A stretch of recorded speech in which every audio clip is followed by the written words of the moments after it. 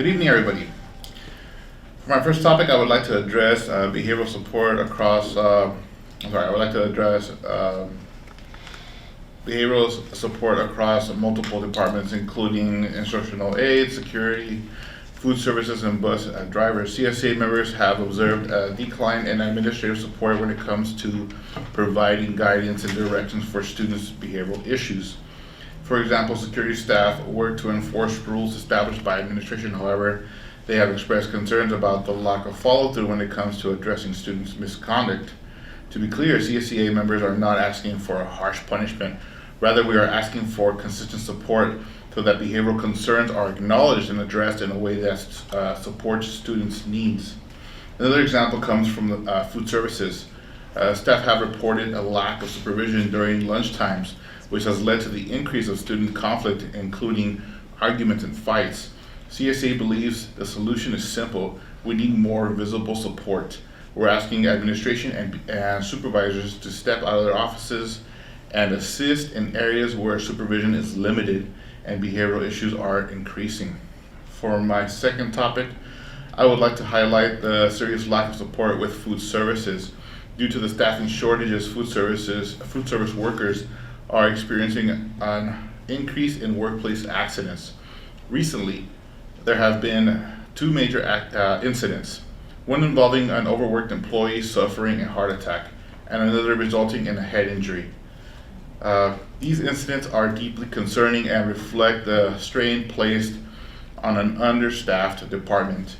In addition, staffing shortages have led to long lines for students, with some students reportedly choosing not to eat due to the excessive wait times.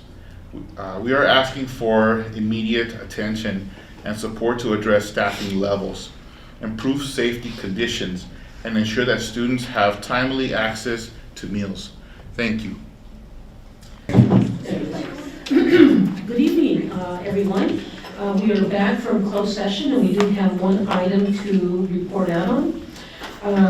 During the closed session, the Board of Trustees took action to approve the March 20, 2026 settlement agreement with employee number GA2742416, a classified employee of the Whittier Union High School District, and accept the separation effective close of business on June 3, 2026.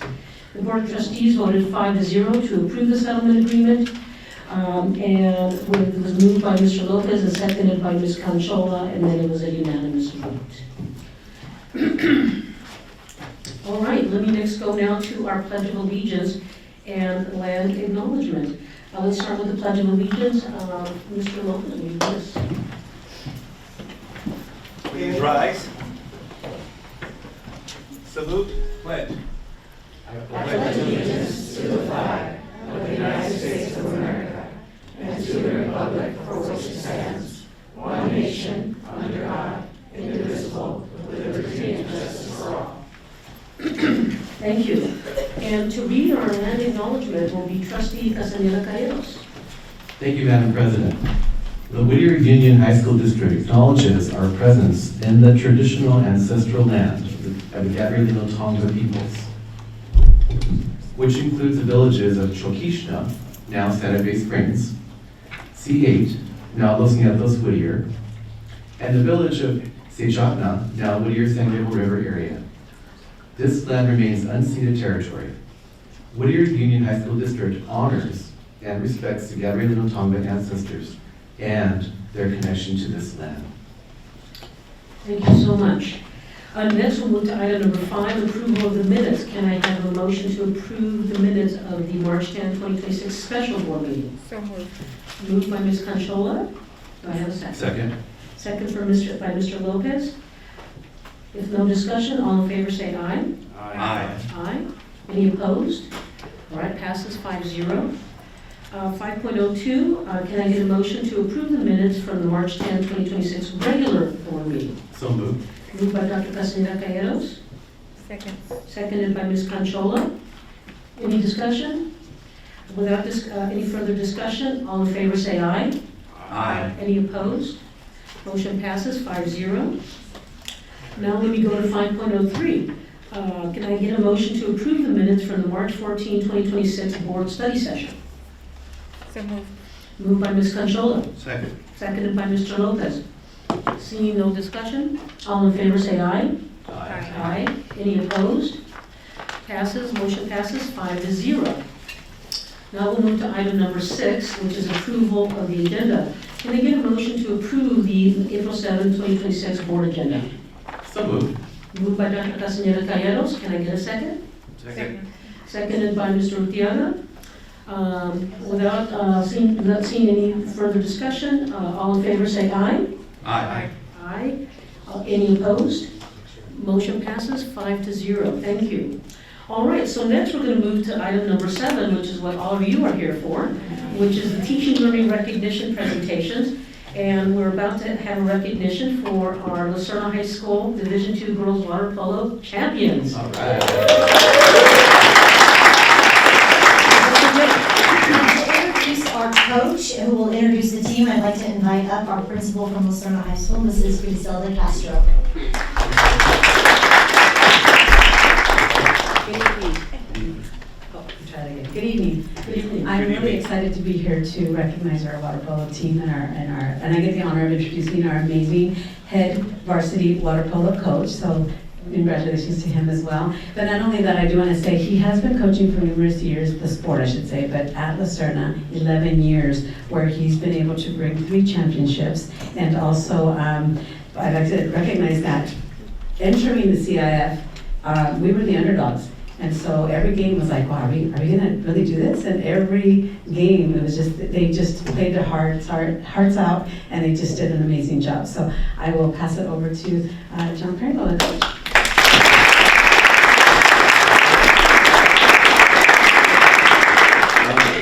Thank you all. Appreciate you guys taking the time to recognize these girls. All their hard work and effort just really came through.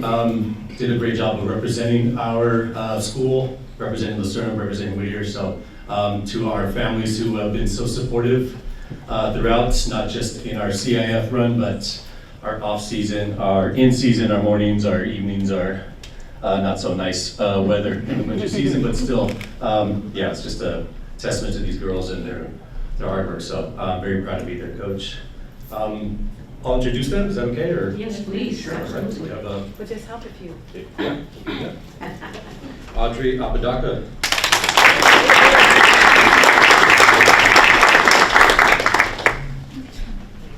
And when you receive your certificate, if you could come on up in front of us, and then we'll take a group photo once I get And it. Coach, can you share with us what, if they're freshman, sophomore, junior, or senior? Sure. Yes, I can do that. Sorry. Audrey is a senior. Congratulations. Junior Taylor Calder.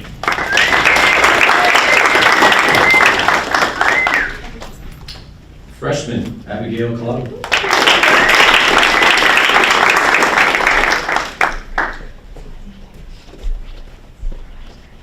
Senior who will be playing at Concordia in the upcoming school year, Ava Flores.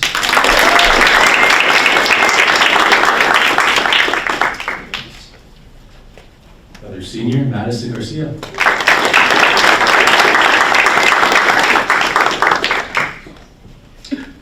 Junior, Sydney Wakuha.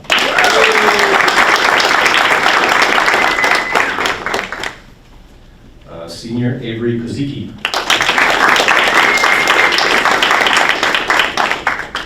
Another senior, Jocelyn Martinez.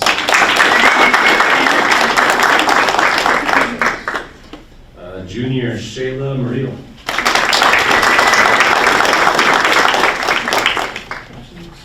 Senior, I believe, will be playing at Fullerton City College in the upcoming school year, Diana Ochoa.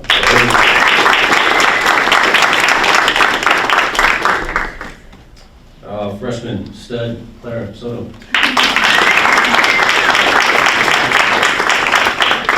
And our last but not least, a senior who will be attending Iona in the upcoming school year in New York, Elisa Soto.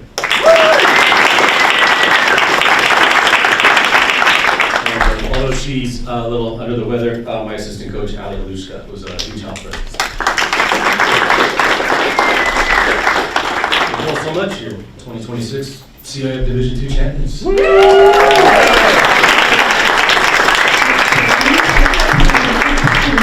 Of you, And then I think the board may even want to join you when you're in your moment of glory here. And then we will have a few comments for you afterwards, but stay right there. I'm going to take photos. Coach, can we get you in the photo too? Sean. They want you.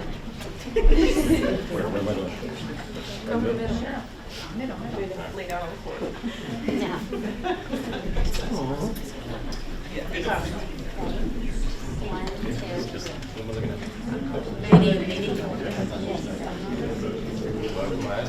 Okay, now look at that. Maria?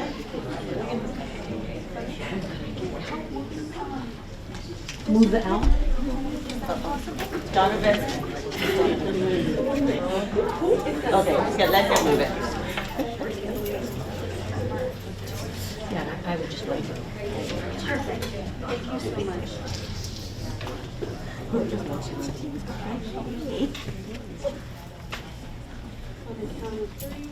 Can I get you a little closer on this end?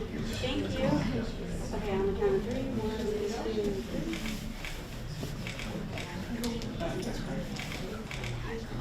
And if we can add the board members in, that would be. Now we want to squeeze in and do that.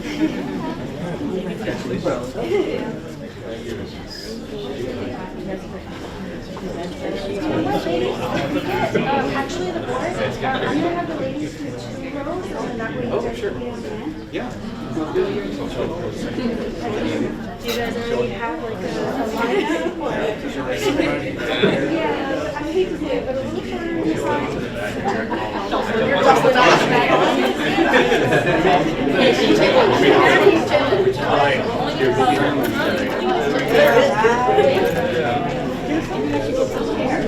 We can open it out here. Yeah, that's true.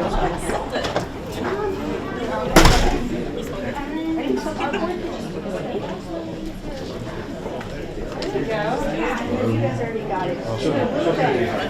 Okay, and let's have you just take a step back. Perfect. All right, and then you can come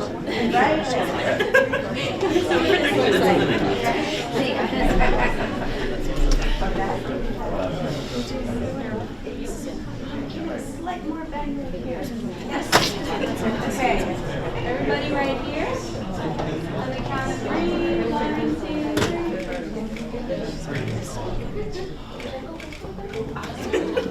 Right here, everyone, for our parents.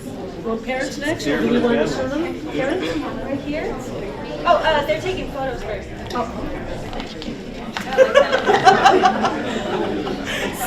Okay, we got one right here too. Robert.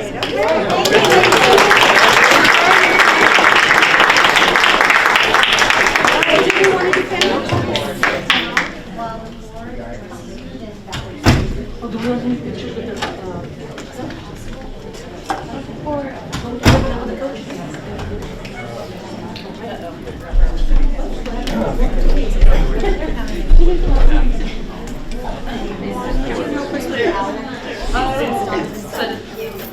Thank you so much. Other ladies Yeah, exactly. with your tennis.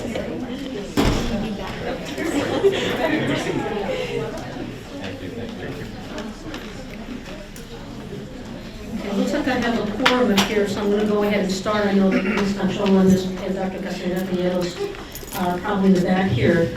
But normally, it is a point of personal privilege on the part of each of the board members to be able to make a few comments to those of our students who are being recognized. We do our best not to go on for too long, but nonetheless, it is one of the most, I'll call it for myself, important things that we do to recognize you. I'd like to, as the president of the board, I typically go last, but I'd like to offer an opportunity to my 2 board members who are here if they'd like to make any comments. Mr. O'Keefe. Sure. I just want to congratulate Lady Lancers. Great job and very proud. And I recognize some familiar faces and it's nice to see you again. And we look forward to continuing and coach. We are very excited that you represent and continue to do great things at Lucerna. Thank you. Thank you. Mr. Lopez. First and foremost, congratulations, team. Mr. Pringle, thank you for all you do. 3 championships, impressive. 4, sorry. Now 4. So, is that correct? Coach. And I see, look, I see these schools you guys beat. Miracosa, Downey, Bonita, Santa Barbara. Impressive. And thank you. And again, congratulations.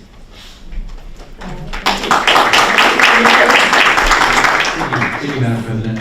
Lady Lansing, congratulations on your championship. We do not take this for granted. We understand how impressive this is. Congratulations to you and all of your sacrifice. Coach Pringle, thank you for your leadership and for building character and building teamwork. And you're going to be able to take this throughout the rest of your lives. I hope you all get rings. I hope there's a ring ceremony. I hope there's a banner. If you have a banner celebration, please invite me. I'd love to go see the banner on the gym. And families, thank you so much for your sacrifice and for showing up early, for staying for the week, supporting our athletes. This is your championship as well. Congratulations.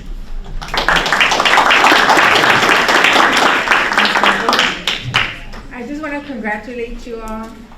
Thank you for your sportsmanship and for giving more power to young women. So, especially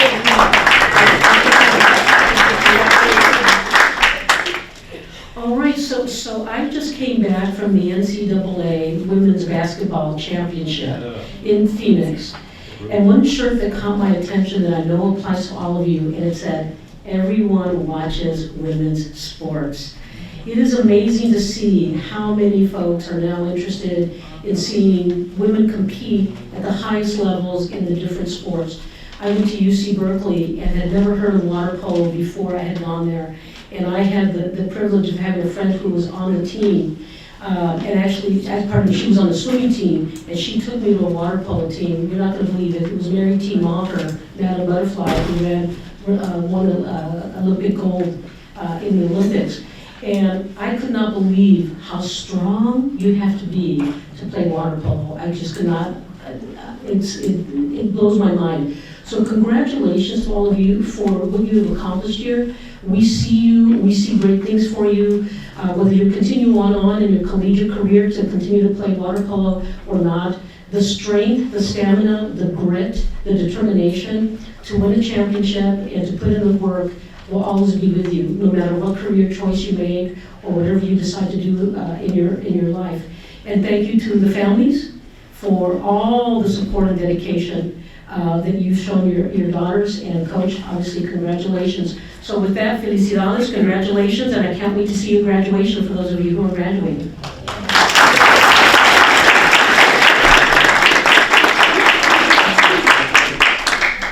Alrighty, so I think now we move to community comments, item number 8. Do we have any community comments? We do have one community comment from Suyen Martinez Perez. And as she makes her way up, I'm just going to read the required statement below.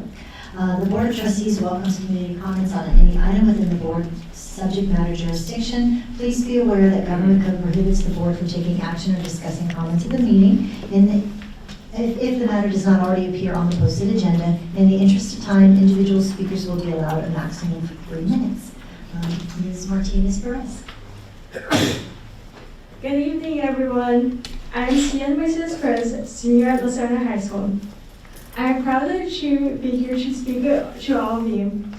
Board of Trustees, Superintendent, Cabinet members, and members of the audience. I am here to thank my lovely case manager, teacher, school mom, Ms. Arsha Bowe. If it wasn't for Ms. Arsha Bowe, I wouldn't have the courage to be up here on this podium.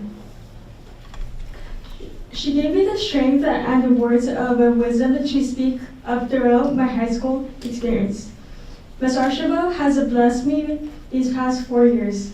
Throughout my 4 years at Lasarna High School, I have learned to ask for help when I needed the most.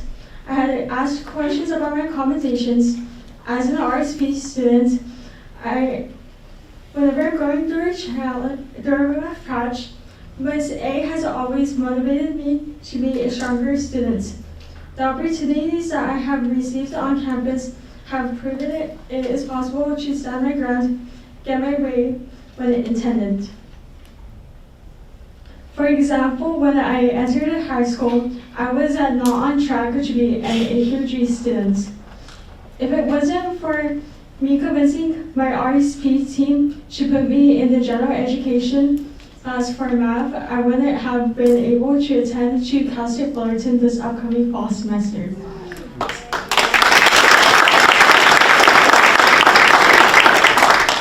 Second example, Ms. A had introduced me to Ms. Yab, our school career technician. Another wonderful lady, I think of her like a Thea. If it wasn't for her, I wouldn't have the courage. Let me say that again. If it wasn't for her, I wouldn't have the opportunity to work last school year. Another way Ms. A has helped me manage my stress, especially in a yearbook. I even became editor-in-chief this senior year.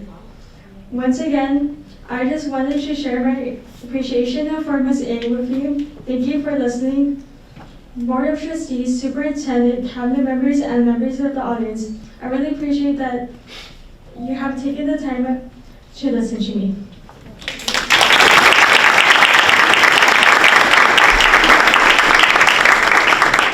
Thank you, Suyan, and I do want to let you know that I did share your message with Mrs. Archambault.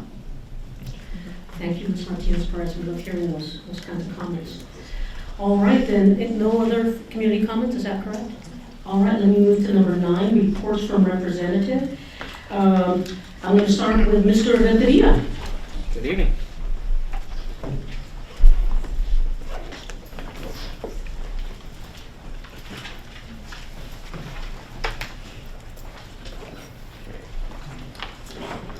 Good evening, esteemed board members, Superintendent Dr. Oviedo, and with your family and cabinet members.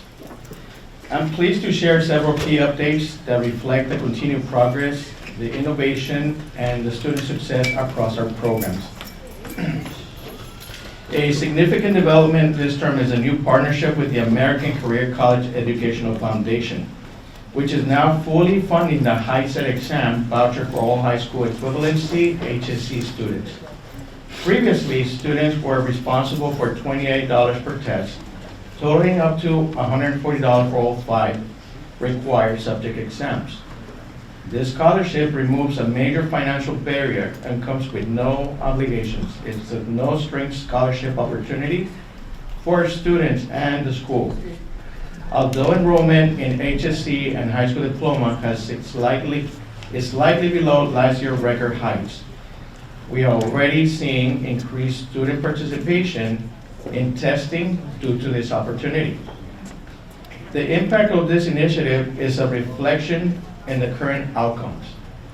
To date, 31 students have earned their HiSET certificate this year, with noticeable surge in testing interest since the voucher program began.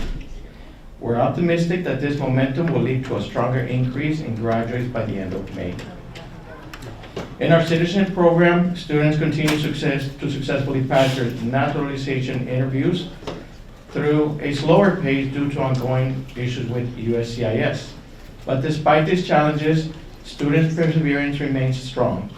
And we can see a noticeable success story from an 80-year-old student who just faced various challenges and ultimately passed her citizenship exam.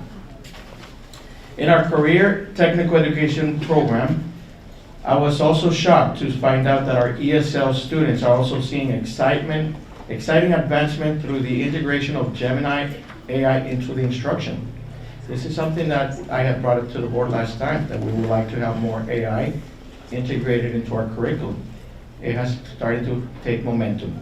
Students at all proficiency levels are learning structured prompting techniques, enabling to efficiently interact with AI tools. They're applying their native language skills in practical real-world contexts such as recipe creation, simulated consumer decision-making, and travel planning. This has led to an increased engagement in creativity and confidence, with students demonstrating greater fluency and willingness to take academic risks. This news came from our department chair, Ms. Pam Patterson, a former WADA president, who will also be retiring by the end of this school year. In our parent education program, we are seeing a meaningful impact on families in our community. As you guys know, those young children eventually will become our high school students.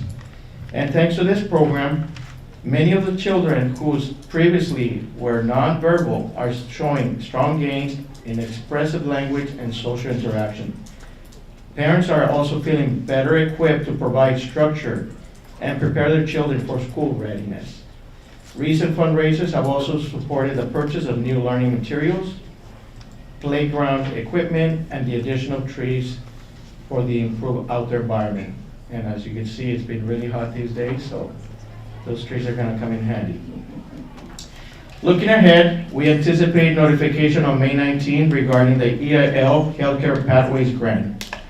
Our consortium has applied for $5 million, an expected allocation which will be coming of $1.15 million to our programs over a 3-year period, 2026 through 29.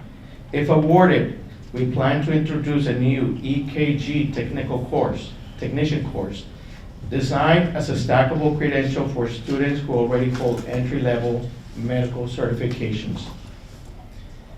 And as always, a strong sense of community remains at the heart of our work and our students' experience. We continue to foster meaningful connections through active engagement among our students, staff, and leadership. An upcoming highlight is a day of the adult school student celebration, featuring ASB-sponsored barbecue, which you guys are all invited. You should all receive the flyer. And this event will celebrate the work that our students have been putting into their education.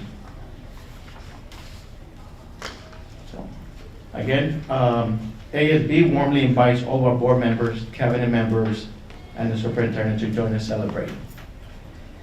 We look forward to welcoming Steve Rodriguez tomorrow evening, providing our evening staff with the opportunity to meet. Following our successful daytime lunch meet and greet, this visit ensured that our evening teacher also have the opportunity to connect with our district leadership. Overall, these updates reflect our continued commitment to removing barriers, expanding opportunities, and supporting student success across all programs. We would like to recognize that many of these accomplishments and advancements have only been made possible through the strong leadership of Dr. Margie Moriarty and Assistant Principal Juan Ansaldo. This concludes my report. Thank you for your continued support. Mr. Renteria, thank you so much. Mr. Francev. Thank you. First, I'd like to apologize for my tardiness. I was at Little Lake's rally and board meeting where their board is currently voting to pay scabs $500 a day if they go on strike. And a lot of this is due to the fact that they've had a hard cap on medical that was not enforced, and the board decided to enforce it and make up the gap in 1 year, and so that is costing their members $1,400 a month. Boo! So I wanted to go stand in solidarity with my Little Lake siblings. So good evening, family, friends, administrators, trustees, and honored guests. I'd like to also think that we do not have that environment. I'm going to go off script here for a second. We have really worked to be stewards of this district, conscientiously working to make sure that we don't find ourselves in that, and it makes things a lot easier when you don't have to worry about coming up with $1,400 a month to pay for your medical. I'd like to thank all of my WCA members for joining me tonight. It is my privilege to speak on behalf of the dedicated and passionate educators who make a profound impact on the lives of our students each and every day. Recently, I had the privilege, the honor of chaperoning Whittier High's Cuentistas on visits to UC Santa Barbara, Cal State Monterey Bay, UC Berkeley, and Stanford. For many of our students, it was a moment of realization as they walked those campuses, especially Berkeley and Stanford. They asked questions of former Whittier Union students, Whittier High students, who we were able to connect them with. They pictured themselves in those spaces, and something shifted. These weren't distant, unattainable schools, campuses, places anymore. They became real, viable options. Many of our students commented that they could see themselves at either Berkeley or Stanford. We've gone to Santa Barbara before. You can see it in the students' faces, that spark of possibility, and that's what education does at its best. It expands what students believe is possible for their own lives. Across our district, our students are in the middle of preparing for the SBAC. All right, so next I'm going to move to item number 10, which is board reports. As is my custom, I'm going to start on my far right here with Mr. Urtiaga. Just want to once again congratulate our Lady Lancers, and it's nice to be able to celebrate those athletes. And you are right, women in sports, and I was cheering on the Bruins on Sunday, and congratulations to them. And I know my SC colleagues or fans out here maybe don't agree as much, but UCLA, Bleed Blue. And so congratulations to our Lady Lancers. I also want to just recognize that April is Autism Awareness Month, and so we want to be able to promote autism acceptance and understanding and inclusion at school and businesses everywhere, basically. And so I want to be able to, kind of make that prominent and recognize that our autism population is growing and providing the services, and we know that's a student population that definitely needs that extra support. So I also want to give a big shout out to my Adam at home too. Thank you. Thank you, Mr. Urtiaga. Dr. Castañeda. Thank you, Madam President. Just a few things tonight I'd like to report for the board and the community. The first is that I really enjoyed meeting with the board back on March 14th. We actually had a team building session to look at our governance handbook, to look at our goals, our norms and protocols, and we also looked at how we can improve as a governance team. And it was under the guidance of Luann Berman Rivera, who is a consultant at CSEA. And it was a really important time for our board, especially because we have a new board, and we want to be able to make sure that we support each other in our growth and our staff development, or our board development. Secondly, I had the honor of attending the Celebration of Life for Yosh Nakamura over at Big Lopez Auditorium back, I think it was March 21st. And I could spend all night talking about Yosh, as you can imagine, but my one takeaway, I learned something new about him every time I have a discussion or conversation with a family member. And my takeaway was how present and effective and loving he was as a father to his 3 kids, and how he balanced that with being a teacher, an administrator, an artist, and humanitarian. And I won't belabor the point, but there were a couple anecdotes shared by his kids that were very touching, and it was a very proud moment to be part of our board. It was an honor to be able to represent the board on stage to pay respect to our hero, Yosh Nakamura. Item 3, I really enjoyed having breakfast with you, Juan and Matt and Becky last Friday. And I took copious notes. If you didn't notice, I have 3 pages of notes here in my folder. And I want to let you know that I really appreciate your candor, giving examples of some of the issues you mentioned tonight, but you went into more detail with me, and I appreciate that.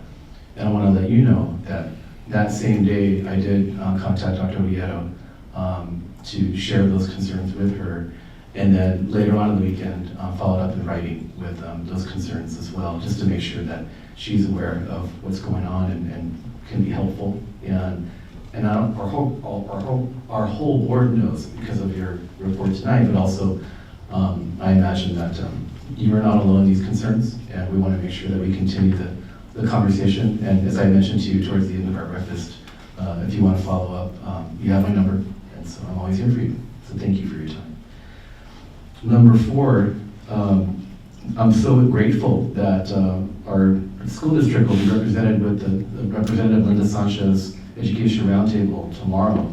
And I'm so glad that we actually submitted a proposal to the CPF cycle. It's always really good to try to access federal funding to complement the funding we receive from the state. And so Dr. Vito, thank you so much for flagging that. And I'm looking forward to hearing whatever updates she has on our proposal. We have one proposal this year, which is, I think Mr. Javert was working on that proposal, so thank you for that. The next item, just wanted to let the community know that one of the most important things that we do as a board is to evaluate our superintendent. So we're in the middle of that process, and that's something that we take seriously, and we're working on that right now, and we will be having our special study session on April 25th to evaluate Dr. Oviedo and to provide feedback and to provide support to her. And just looking forward to that. So that concludes my report tonight. And just want to make sure that I got everything. And thank you, Mr. Favela, for being a good host on the WUHSD Nakamura. I know that was during your spring break, so I appreciate you and your team working overtime. Thank you. Thank you, Dr. Cassandra-Rios. Mr. Lopez. Thank you, Madam President. I just want to recognize our community speaker for today, Ms. Perez. Thank you. Thank you for your words, and of course, congratulations being accepted to Cal State Fullerton. Great work. And of course, your family. So, and I want to thank the employee representatives for their comments. Well received. We're hearing you, and thank you. Thank you for allowing us to hear your perspective. And I'm happy to see that we are airing this meeting live via Zoom, so everyone can see what we're doing. It's transparency 101, right, with government. So thank you, Madam President. Thank you, Madam Superintendent Oviedo, for doing this. I did attend the special board meeting March 14th, a study session to review and revise the governance handbook, which the public is able to view on the district's website. Overall, we added more levels of self-expectations amongst us as a governing body. I'll speak to these expectations and other related topics when the item comes up later this evening. Thank you. Thank you. Ms. Conchola. Yes, I would like to start with Ms. Perez also. Thank you. There you go. We don't get as many people that come to do their comments to really give us feedback and kudos for the good work that happens at our school sites. So I appreciate you taking the time to come, to write your speech, and to really, give a moment of gratitude to someone that impacted you so much. So I really appreciate that. Thank you. It takes courage to come up and, with all these little strangers up here and to join us. I really appreciate it. And congratulations, Mr. Titan. Also, I just wanted to really thank CSEA leadership for breaking bread with me, and we had a really nice conversation. You brought forth some really great ideas in terms of, I know you mentioned in terms of doing the ride-along, and which I have already shared with Dr. Oviedo, and I think that would just be very insightful from a different perspective. And I really appreciated just learning more about you individually.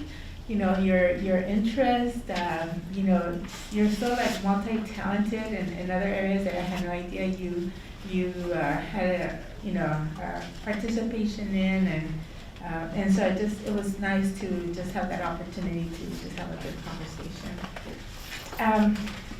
I wanted to also mention that I did attend the 2 days of the every 15 minutes at Santa Fe High School. It was the first time I've ever participated in that, and man, I'm still processing. It was just very real, and so there was tears. It felt like day two, like really being at a funeral, and having a child myself at Santa Fe High School, and thinking what ifs, the worst nightmare for parents. So I'm glad of the timing, so that our students can make the better choices for them as they attend all these special activities like the prom and et cetera, right? And so, I'm just was very impressed with the community collaboration that has happened in the planning, the weeks or months of planning of this big event. And so just wanted to give kudos to the Santa Fe High School staff and to our principal, but then also to all the law enforcement agencies that are part of this program. I also had the opportunity to go to the mayor's breakfast in Santa Fe Springs. And it's important for us, it's not just like a social gathering, right? It's important for us to be visible as Whittier Union in our communities, and there was, dignitaries from not just Santa Fe Springs, but from our neighboring cities. And there was a big presence of, our colleagues in Little Lake, and so it was important for us to be part of that as well. Also, same thing with attending the Women of the Year event for Assemblywoman Blanca Pacheco. There was amazing women that were recognized, and they serve as really great role models for our entire community, but particularly for our young women. So I was very happy to be part of that, as was Superintendent Oviedo. Additionally, a very similar event was with the Supervisor Hilda Solis at her Women of Distinction event. And but when we're there, we work the room, right? So one of the really great connections that I made that day was meeting the woman that does government relations for the LA Opera. And they actually have opportunities for our students to go to the LA Opera for free. And I said, I'm jumping on that, making sure that, I forward the information to Dr. Oviedo, so that we can make it happen next year for our students, to have that opportunity to hear great performances at limited cost to us, which would probably just be the transportation. So I really want us to explore that partnership. And those things happen magically when you have those opportunities to be out there at these events. And, always with our Whittier Union hat and trying to see what can we do to support our students. Additionally, I'm really looking forward to the WHO Awards, and thank you for the invitation. It's always amazing to, recognize the great talented teachers that we have, and it's wonderful to celebrate them in front of their families and all of the other colleagues from the different districts. So we're very proud of that and looking forward to it, as the cabinet will be attending as well. I do wanted to make just a quick mention in terms of our special board meeting. I came out feeling so positive because one thing that I learned about our new dynamic in terms of our new board is that we have a lot of the similar values in terms of having students at the center of all of their work, and then also having so much pride for the work that has happened and is happening at Whittier Union. And so we have those things that really tie us. So I'm very excited about working with Mr. Urtiaga and working with the rest of my colleagues here on the dyad. So I feel super blessed to be part of this group, because I think we really truly care about our students. Thank you. Thank you, Ms. Conchola. I'm going to start my board report with something that happened that turned out to be a snafu, but then turned out to be totally awesome. So I had intended to attend the Lucerna Spring Musical on Freaky Friday. So I showed up on a Wednesday, which was on our calendar, and I was in shock. There was nobody there in the lobby. I was like, gosh, what's going on? I said, Dr. Oviedo, are you sure it's here? She's like, yes, it's there. I'm like, okay. So I go, finally make my way in through the back way, and I hear the play is in progress. I'm like, oh my gosh, I thought it started at 7. So and I got there at 6:45. So I walk in, and it's dark, and the students are in the play, and I sit down, and I'm like, wow, this is really good, but why isn't there anybody else here? They have little stuffed animals in the front row. Then you could tell a couple of grandparents there.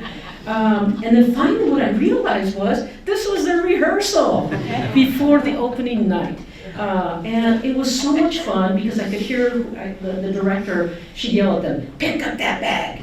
Or, the microphone is out, get out there. So it was just totally fun, since I was never in theater myself, to really see the hard work that goes on before opening night. So I was there for about an hour 15 minutes, and I gotta tell you, first I was like, what happened? I missed it. And then I was just super happy to be able to see this glimpse that I never would have seen. I did leave before they finished the rehearsal, so I never got a chance to say thank you. So if Ms. Castro, you could share with them, then I'm sorry, I was just not able, I was busy the other nights, that I really enjoyed being able to see that glimpse into, I guess, behind the curtain, I'll call it, even though it was in front of the curtain. So that was totally, totally fun. I just want to make sure that we start putting it on people's agendas. The Whittier Union High School District Foundation is having a couple of fundraisers. For those of you who are not aware, our foundation is a separate 501c3 that raises money to supplement and provide financial support to our active students for any of their activities, academic, extracurricular activities. And in years past, we've obviously supported the Cal High UN group traveling. We've done stuff for the robotics team at La Serna. And it's really important for us to raise as much money as possible to help students who really can't afford to participate in some of those really important, incredible events. So there is a fundraiser on April 25. It is a Saturday at the stand. We'll be passing that out. I know we're going to do a big old email blast. And then we also have a Paint and Sip fundraiser on May 23rd. It is Memorial Day weekend, so hopefully if you're sticking around, it's right before graduation. It'd be a lot of fun. You get to hang out with some of us up here. Believe it or not, we're actually fun. So if you can join us, that would be phenomenal. It does say Paint and Sip, so there is sipping that occurs along with some of us trying to paint. So we'd really love to see the support, or if you can share it with your family members and friends. One of the things that Ms. Conchola did not mention, and I want to give her a special shout out, this Friday we're having the first time internal Whittier Union High School District women's event. We didn't do it for the month of March, unfortunately, which is Women's History Month, but we are convening, is it like 60 to 70 students who we're going to be roundtabling with, and this was Ms. Conchola's idea to bring us all together as leaders. She is giving the keynote address, so I'm looking forward to hearing inspirational words from her. Are men invited? Are we invited? Yeah. Come on down. It's at 8:30 to I think 10:30 is what we said. And I know that there was an event that's going to be sponsored for families or students that we were invited to. For those of us whose English is a second language, I am going to be out of town, so I apologize that I cannot make it. That would be an event I would truly love to participate in. And so, but my apologies for not being able to attend that. And then to follow up on our special board meeting, I too was very humbled by that retreat we had, where we all did come together in openness and in focus and dedication to our students about how are we going to become a better board. And we do have a handbook that we'll be approving later tonight as a result of that work that we did. And I think that concludes my report. Thank you. Alrighty, so now let me move to Dr. Oviedo's superintendent report. Thank you. Well, good evening all. I hope that all of our staff were able to enjoy a restful spring break and a recent long weekend as we push forward toward our final quarter of the school year. This spring is already shaping up to be a busy one with many celebration events in the weeks until our graduations. Since our last meeting, I want to publicly recognize Whittier High School senior Maggie Guerrero, who was officially named an Edison Scholar last week and will receive a $50,000 scholarship. Maggie, Maggie is a member of the highly successful Cardinal Academy of Technology, and she will be attending UC Berkeley next year, where she will be studying civil engineering. Today, we began our third round of community input via our LCAP task force. The focus of these 3 days and the community advisory meetings in the weeks to come are centered on local indicators to review our progress of implementation of academic standards, measuring our student culture and climate, and parent and family engagement efforts. Once these meetings have concluded, we'll be sure to share with you a summary of the discussions. Tomorrow, Cal High will be honoring 150 of their top student scholars at the Cal High 25 recognition ceremony. And Friday, we'll be hosting our first Young Women's Leadership Breakfast, connecting 60 student leaders with 24 accomplished professional women representing various careers, including medicine, retail, law, education, and public relations. We would be happy to have any of the gentlemen. Mr. Campbell and Mr. Pavella at this point will be the only two young men there, as they both have daughters that attend Whittier Union schools. Thursday, President Rodriguez-Moisa and I will be attending Congresswoman Sanchez's Education Roundtable at the Whittier Central Library. And next week, Deputy Superintendent Jamero and I will be traveling to Sacramento with our Student Superintendent's Advisory Group to engage with our elected legislators, Senator Archuleta, Assemblywomen Calderon and Pacheco. We're going to tour the state capitol as well as have lunch at the historic Frank Fat's restaurant, often considered the third house or the political hub of the city. We also want to personally invite you to participate in a couple of upcoming fundraisers in addition to the foundation events that President Rodriguez-Moisa mentioned. Cal High is hosting its Culinary Arts Academy annual breakfast. You do have a flyer at your seat, as well as a silent auction on Saturday, April 18 from 9 to 11, and the students do a phenomenal job of preparing for that. On our consent calendar for your approval, I do want to share with you some items of note. Measure AA, our Citizens Oversight Committee annual report reflecting a finding-free financial audit.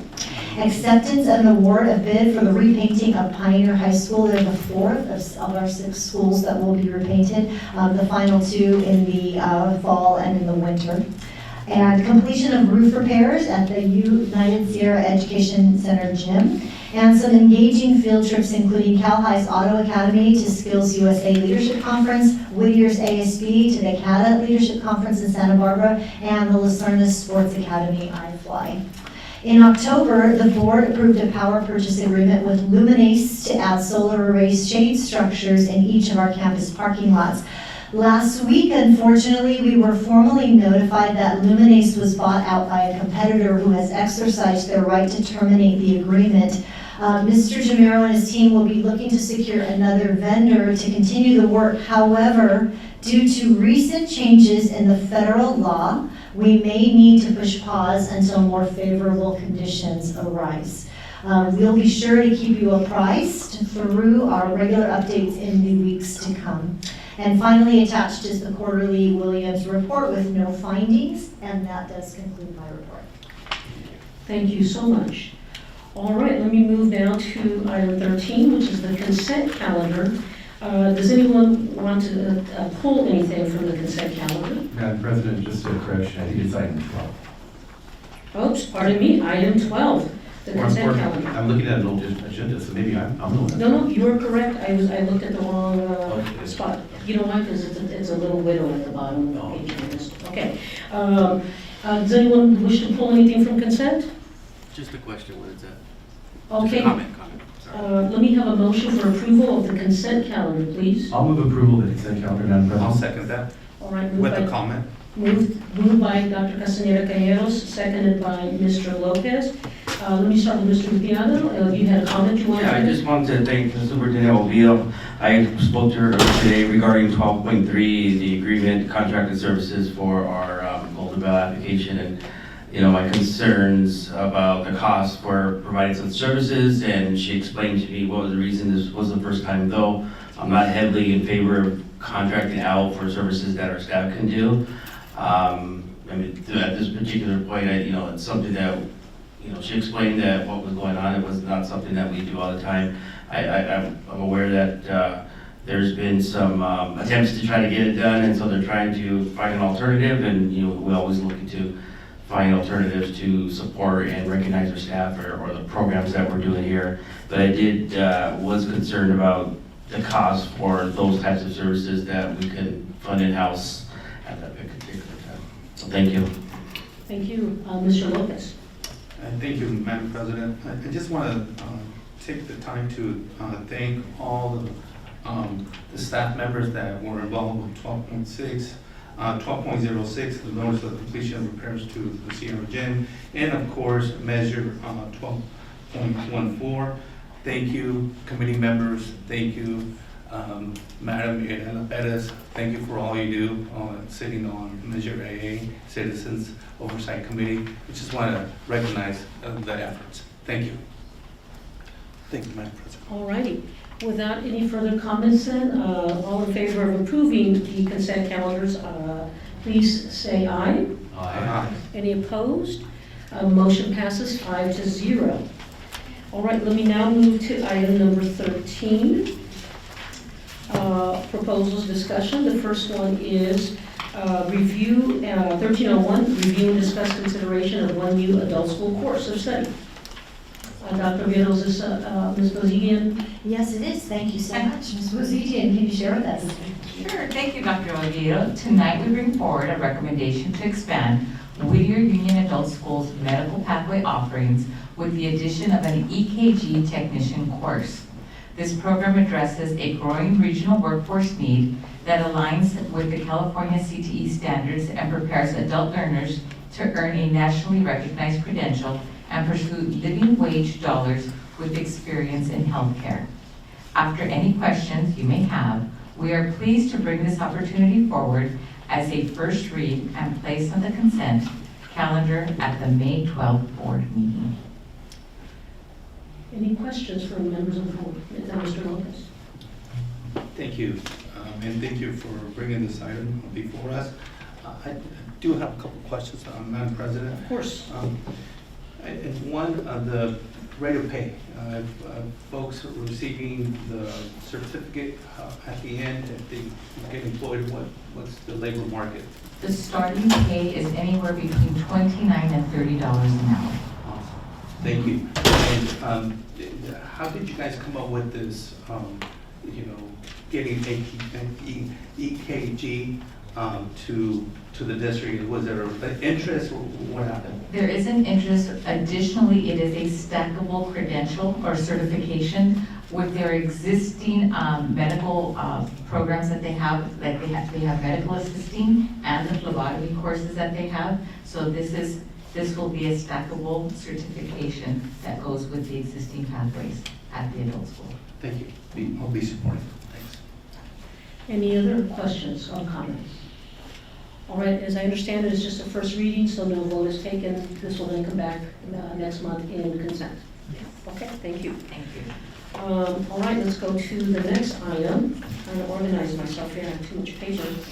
Let me go to 1302, review of initial proposal between the CSEA and the Whittier Union High School District. This is just a review, we don't have to vote on that, is that correct? That's correct. Okay, any questions or comments? All right, seeing none, we'll move to the next item, 1303. Review of initial proposal between the Whittier Union High School District and CSEA. This is the district's initial proposal. Any questions or comments on that item? Seeing none, we'll move to the next item, 1304. Review and discuss revisions to Board Policy 5127.1, graduation presentation and acceptance of class. No, she actually. Did I skip 3? She covered it. I thought I did. Yeah. I am going fast, so let me take a deep breath and make sure. Olga, you got me still? Okay, as long as Olga, she's the most important one in here, we'll make sure she has cover me. All right, I'll start the presentation here on 1304. One of the things I realized, and I know that obviously Mr. Lopez and Dr. Castaneda Calleros have been trustees for much longer than I have.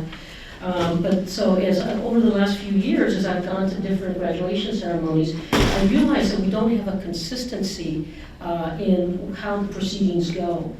And what I mean by that is we all definitely read the same statements, we accept the class, we certify the class. But sometimes the presiding officer makes a speech on their own, and sometimes the presiding officer does not.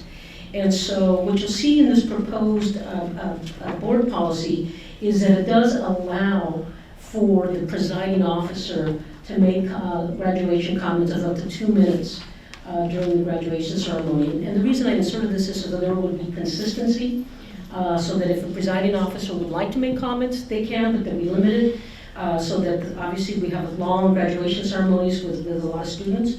And so that's the proposed agenda. The amendment that you'll see there is just the one sentence at the end of the first paragraph. But everything else remained the same in terms of our speeches on accepting the certification of the class. This is a first reading, so we're just seeking feedback to see if you would like any other changes to it, and then it'll be placed on consent next time based on the feedback.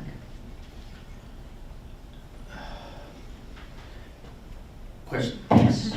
So I know that sometimes with the graduation ceremonies or any ceremony where board members are present, there may be times where the board members are there, or even here at the board meeting, there's been discussion on limits and times. But I think sometimes the prerogative within restraints, putting up well-defined time on stuff makes it too robotic, and it doesn't allow for the freedom to be able to express. I think us as the colleagues representatives should know our parameters, and then maybe in the past those parameters were stretched a little bit differently, but maybe the parameters now are a little bit different. But I typically are against setting parameters on some of the stuff, because that allows for the five of us who are individual, who are a little bit different and very expert. Some are talkers, some are not, but I hate, or I just discourage sometimes putting parameters on that stuff, because it allows the flexibility, again, within boundaries. And I'm not talking craziness either. But I think that when you get so prescriptive, like 2 minutes, what's going to happen at 2 minutes and 30? Because I know the principal's not going to go over and take the microphone away from the board member and stuff like that. So I think the discussion needs to maybe if we could soften that up a little bit, or just say, well, the board member will give statements or comments respecting the time or something along those lines. But I just think that we don't want to put staff in a position and saying you only have 2 minutes. I'm going to say, well, I don't know. I just think that's the prerogative of again, within restraints, within boundaries, and I'm not talking going out of hand. We do know it's the students' graduation, and we do know the parents. But I don't know. That's just Armando's perspective, and that just it allows a certain freedom to be able to express what we're saying, because there maybe that's a school your kids are there, or maybe that's a school where there's a special message that you want to give on behalf of the board or something, and trying to fit that in and being so prescriptive, sometimes kid could have that. So my thoughts. Thank you. Mr. Lopez, I'm sorry, anybody else have any comments? Sure. Yes. Thank you so much for bringing this up, Madam President, and thank you, Mr. Urtiaga, for your comments. I actually see both sides. I really do, and I'll just share my.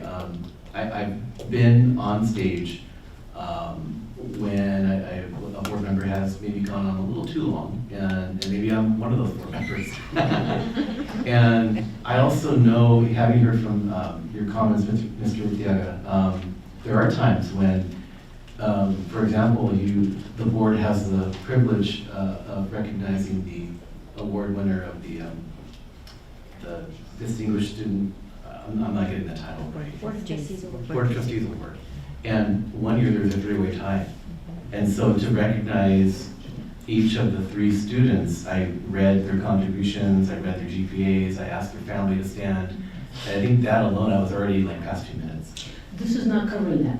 This is additional comments. Okay. This is additional comments. The presentation of the class, the acceptance and the presentation of the class. Oh, okay, so this is apart from when we're up there to, okay. Yeah, this is separate from the recognition of the board. If I might just interrupt for briefly, just to explain. Please clarify. So again, because I was a new board member, my understanding was that there was a script. That's what I kept to. It's the principal of the school decided this was what's important to them in their presentation of the graduation. And so I didn't think it was appropriate for me to add or make other comments, because I said this is what the principal of each of the high schools has determined is their script and how they want the presentation to go.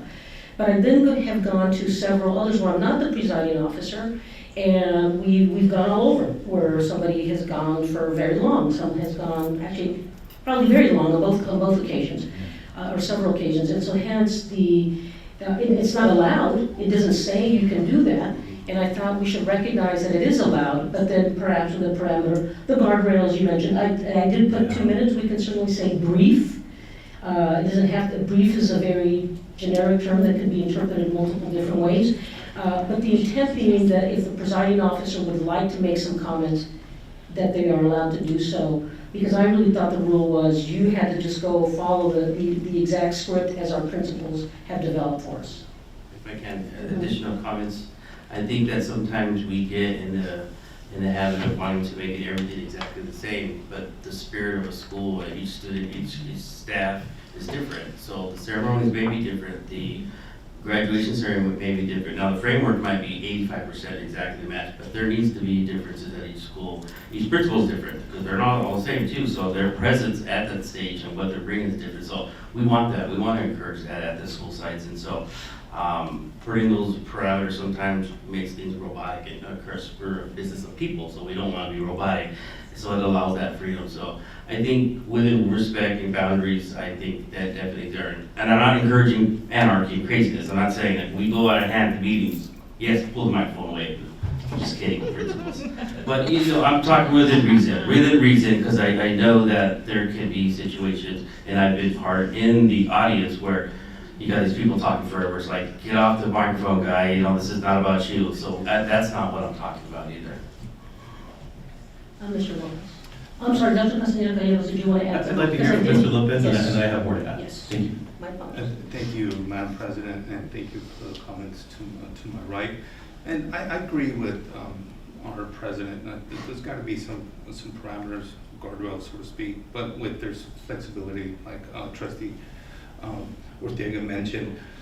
I do want to, talk about this 2 minutes.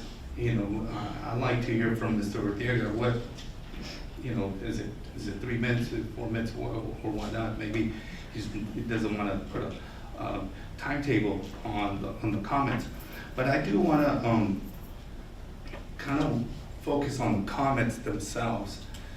We do have language, and I like the language, the existing language here, and I'm going to pull up the language here, that it was stricken.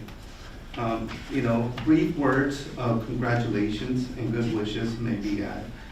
I say we should add brief words of congratulations and good wishes.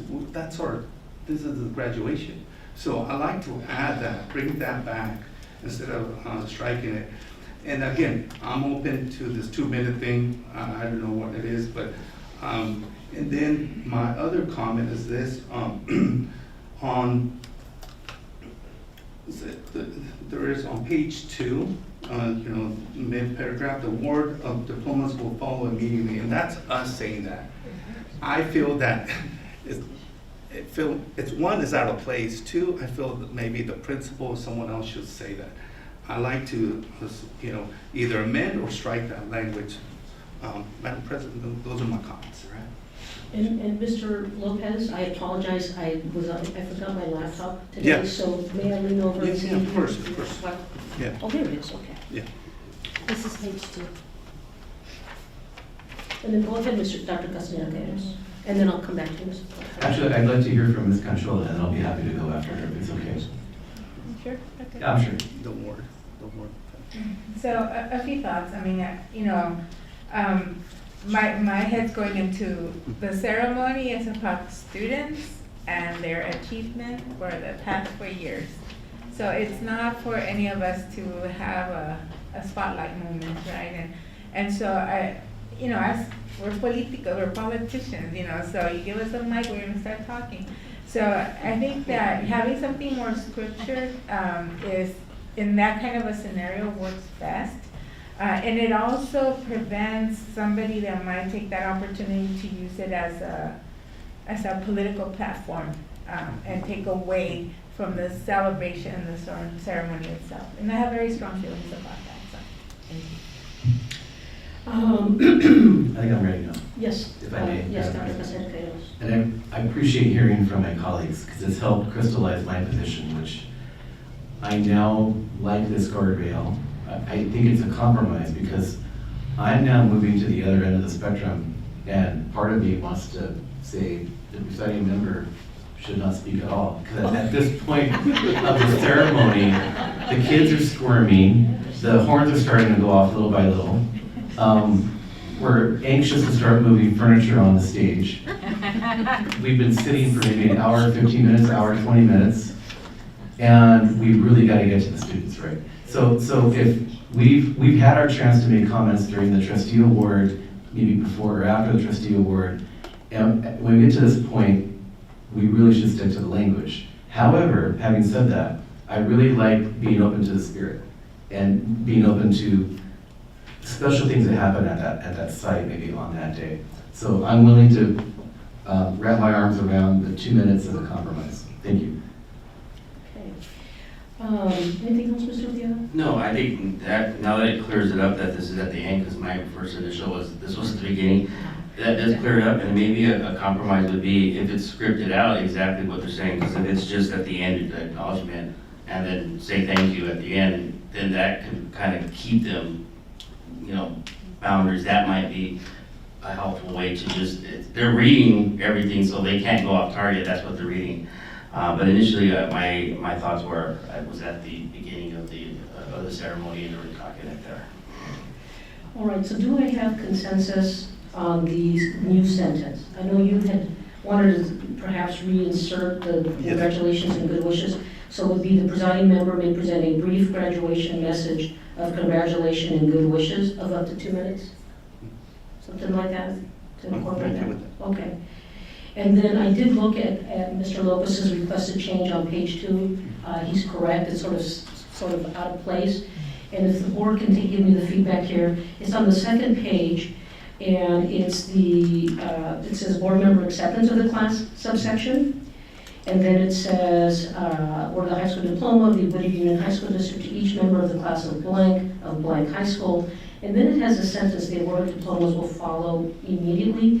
When it appears that what's supposed to follow from that sentence is your diploma represents the ability and willingness of each of you to expand your horizons and to gain the skills. So that sentence, it should be struck. Okay. All right, thank you. With respect to, and remember, none of us have to exercise the ability to do a brief message at all, but if we do. Okay. Thank you all for consideration. Let's go to item number 14.01.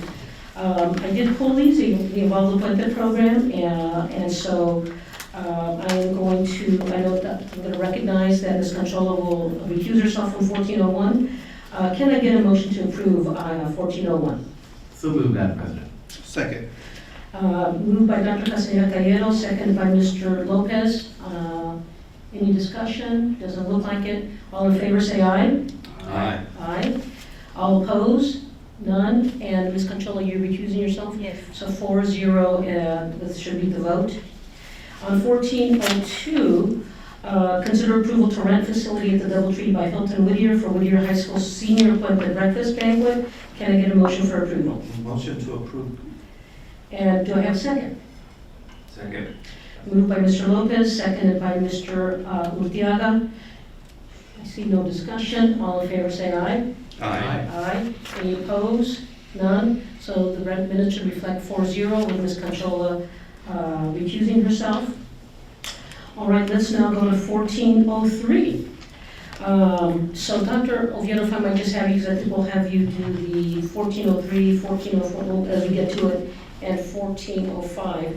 If you can share with us 1403. So yes, in honor of our upcoming Classified School Employees Week, the Day of the Teacher and the Day of the Adult School Teacher, we have lots of fun activities that will be planned both here at USEC as well as on our campuses. There is also another day we had a whole week of transportation, but the Day of the Bus Driver, they have events planned for that, and I'll keep you posted and invitations to all of those different events. And we're requesting approval for these items. Well, let me start with a motion for 1403. Do I have a motion to approve 1403? So moved. Do I have a second? Second. Moved by Mr. Lopez, seconded by Ms. Conchola. All in favor of 1403, an annual resolution to recognize Classified School Employees Week? Say aye. Aye. Any opposed? That motion passes 5-0. Let's move to 1404. Consider approval of annual resolution number 2526-33, California's Day of the Teacher. Can I get a motion? So moved. Second. Moved by Dr. Castaneda Cayero, seconded by Mr. Urtiaga. Any discussion? It's May 13th, coming up. All right, seeing no discussion, all in favor say aye. Aye. Aye. Any opposed? All right, motion passes 5-0. Let's go to 1405, consider approval of the annual resolution number 2526-34, California's Day of the Adult School Teacher. Do I have a motion? So moved. Second. All right, moved by Ms. Conchola, seconded by Mr. Lopez. I'll note that the Day of the Adult School Teacher is May 13, 2026. Any discussion? None? I'm going to just make a quick point here for all of these resolutions. Thank you. Thank you very much for all the work that you do on behalf of our students and our families. We really cannot do it without you. And I don't know where Juan went. Juan is way back there, so I can make eye contact. But thank you also to your members as well for the hard work that you do. And even though this seems a bit pro forma because we're passing it, just know that it is deeply felt on our behalf. All right, all in favor of 1405, please say aye. Aye. Any opposed? Motion passes 5-0. All right, let's go to 1406, consider approval of the board governance handbook. Do I have a motion? So moved. Second. Moved by Dr. Castaneda Calleros, seconded by Ms. Conchola. Any discussion? I do. Yes, I Mr. do. Lopez. Yes, thank you. I appreciate it. Now, I'm definitely supportive of this, you know, one, of course, the study session. What, spent a good. 6 hours. 6 hours? Yeah. 6 hours, it was 7 2:30, hours. 7 hours, right? I appreciate the spirit debates and, you know, the comments and such. I do have a question on page 14, Madam President, on page 14 and the protocol, topic 3, board meeting management. I feel it's out of place. I know we talked about it, but on, you know, yes, we have the board, we have board reports, we have labor reports, and of course, community comments. This one, it just seems to me as out of place. On the third bullet, reports from labor partners be limited to 5 minutes. I just like for us to, you know, reach out to our labor partners and get their buy-in. That's it. You know, I don't think it's, you know, I don't think it's gonna be an issue. Maybe there is, but I'd just like for them to get a buy-in on, you know, the 5-minute rule.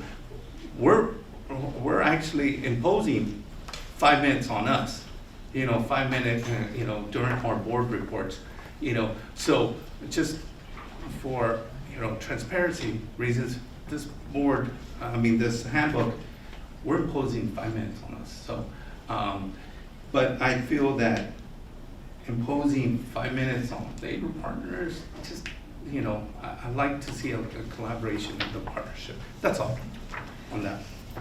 Okay, so let me get more comments and then we'll dialogue. Anybody else? On that topic in particular, or no? Okay, let me respond in particular. I think that as part of our board study session, what I recall us discussing was that if we were going to make that imposition on us, and you can see that on page 15, I think it's page 15, board members should be concise and limit their comments to 5 minutes. I don't know if you've all noticed in the audience, we tried really hard today to do that, by the way. And so we felt that it would be only fair if each of us only got 5 minutes, that it would also apply to our labor partners. But I think Mr. Lopez is correct to highlight this as an issue, because you may not have actually delved into the board governance handbook thinking to yourself, it only impacts the board, but we did place that limitation. And with board permission, if there's anything any of you would like to say to us, be open to hearing that. Is that okay with the board? If you want to comment, you don't have to, but. Certainly. I'm okay with it. Okay. So if we could have, did you want to start, Mr. Francep? Sure. My self-deprecating humor says nobody wants to hear me talk for 5 minutes. While I appreciate the acknowledgement to not limit us, I feel like we should view each other on the dais and at, I guess, this dais as equal partners, collaborative partners throughout this process. So for that, I'm fully in support of limiting WSEA, or at least our labor partners, to the same regulations that the board is limiting. It is only fair. And I think it will allow us as labor representatives to make sure that we are honed with our message from our members to the board. I'm also gonna agree with my colleague over here, Mr. Francis. I think that it's all about equality. And this board has given us also the opportunity to extend our messages, but we can be concise. We can actually provide the key points immediately. And then if we need to have a further discussion, we can do it after the board too. I think I had the opportunity to talk to almost all of you guys sometimes after the board, things that are not relevant, that are necessary for the whole public. And limiting our messages to 5 minutes is probably sufficient to get our points across. Thank you. Thank you. Thank you. Mr. Rodriguez. I can agree to the same. I think in my speeches, I get right to the point. I address concerns. So I think being fair, I can agree to that as well. Thank you all so much. Thank you for that. I have One more comment. Oh, I'm sorry, one more comment? Yes, and actually this has to do with the graduation. I just wanna recall the graduation for my son from last year again. From the parent point of view, I thank you guys for limiting the time, because it's not about just the speech time, but this is also at the time that parents had to come in, bring the grandparents. And last year it was a very scorching hot sun at Cal High, and then we were buying waters like crazy. And then finding the right way to keep my 5-year-old entertained, it was not a fun part. So we're all excited to get our son up there to the stage and hear all the presentations. But at that point, I think we feel like we need to move on with the on course so it could stay on schedule. Thank you. Thank you. Okay, Mr. Francis, one more comment. Yes. Madam President, thank you for entertaining this conversation. Of course, Appreciate it. of course.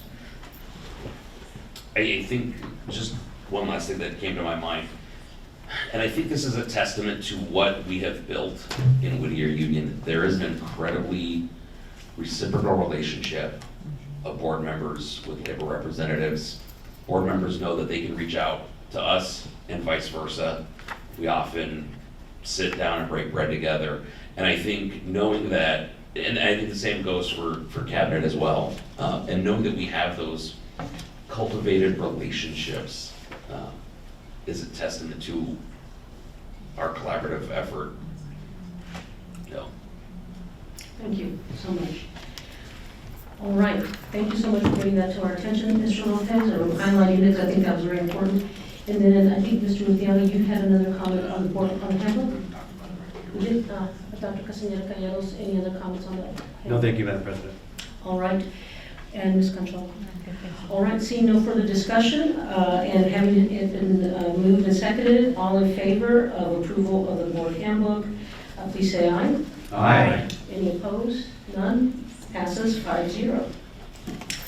All right, now we go to item 14.07, which is nomination and election of an alternate representative to the Tri-Cities Regional Occupational Program Board.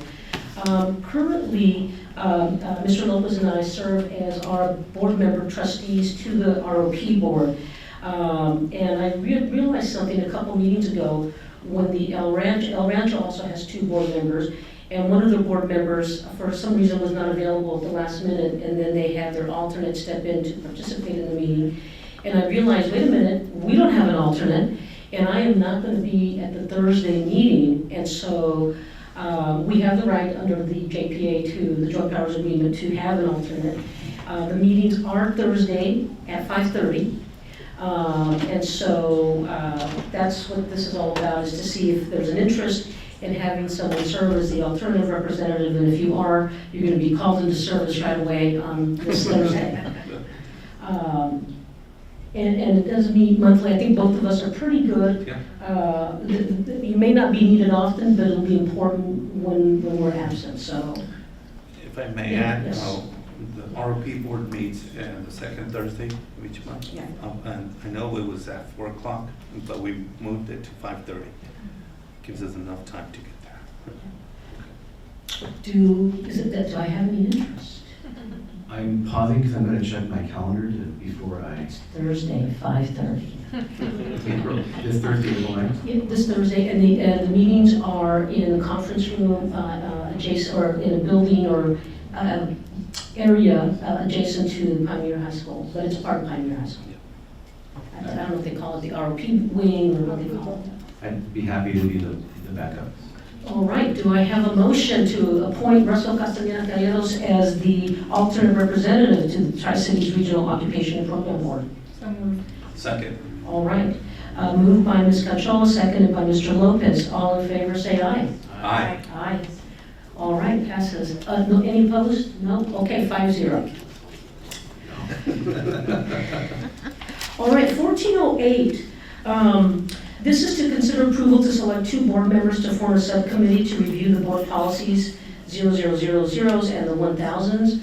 I think that one of the things that we've learned over the last few months, given the previous board policy review, we were a little clunky at first. And then we learned from that clunkiness. And then we moved a lot faster, but still, you know, thinking this could be an improvement. And what we heard from, or what I heard through Dr. Oviedo from the staff, is they really did appreciate when we had those separate meetings where we were able to go through page by page. And so we're thinking this time is to form a subcommittee of the board, 2 members, to review those, to have sort of the first read, and to give feedback to the staff before they come before the board for a first reading.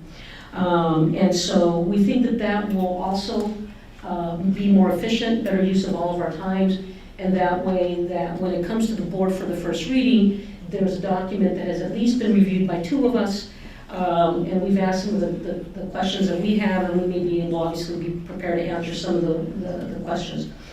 So I'd like to hear feedback from my fellow board members. Is that of interest, or do you prefer to return to individualized review, and then you make your own individualized appointments? So I'm here for feedback first, and then we'll talk about if there is an interest, who the 2 board members would be for these board policies. Madam President, I can weigh in. Having served on the 9000s subcommittee last year with former trustee Mendez and Dr. Oviedo, it does help to have a subcommittee, and I really appreciate Dr. Oviedo's structure and support, and of course Olga as well. Thank you for your help with that process. So I'm in favor of having forming a subcommittee, and I'll be in favor of voting for that tonight. Any other feedback? I just wanted to say, you know, normally I would jump at these opportunities, and the reason that I'm not is because my energy level is at a different place right now with all the treatments. And so just wanted to, you know, I'm not dodging any additional work, it's just that this is not the time for me and my family. I completely understand. So, yes, go ahead, Mr. Lopez. Yes, I'm definitely in favor of selecting 2 board members to form. Would be an ad hoc committee, a subcommittee? I guess that's what you would call it, as an ad hoc committee. Right. It could be ad hoc, it could be subcommittee. Okay. So, yes, definitely, I appreciate Trustee Casella Calleros for his work with the 9000s and other. So, I'd like to I'm interested in serving on the committee, and I'm looking forward to it, if you all agree.